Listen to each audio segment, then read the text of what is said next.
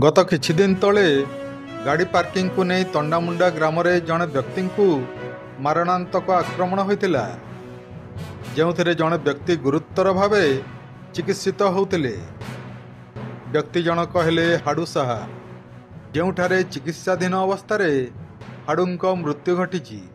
एथिरे पुईतला पुलिस तदंत करी पूर्वरु शशांक प्रधान और परे रमाकांत प्रधान को गिरफ्त करी कोर्ट चालना करथिबा बेले एही घटनार आउ जणे अभियुक्त फेरार मारिथिबा जଣା पड़िछि। फेरार थिबा अभियुक्त जनक हेले श्रीकांत प्रधान।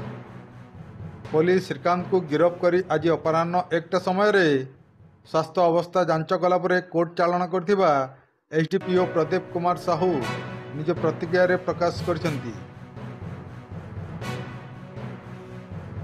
तन्नामुंडा गाँव में गत 7/9/24 तारीख दिन गोटे गाड़ी पार्किंग नहीं गरी गोटे झगड़ाटे होता।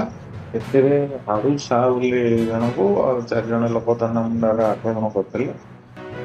गोटे अटेम्प्ट टू मर्डर गोटे टेस्ट होता 307/24 दफार 3 जन अरेस्ट होते। चिकित्सा अवस्था अटेम्प्ट टू मर्डर हत्या को डन कर आउ जड़े एक्यूज धरा पड़े आम अरेस्ट करूँ। श्रीकांत प्रधान अरेस्ट कर बर्तमान कोर्ट चलन।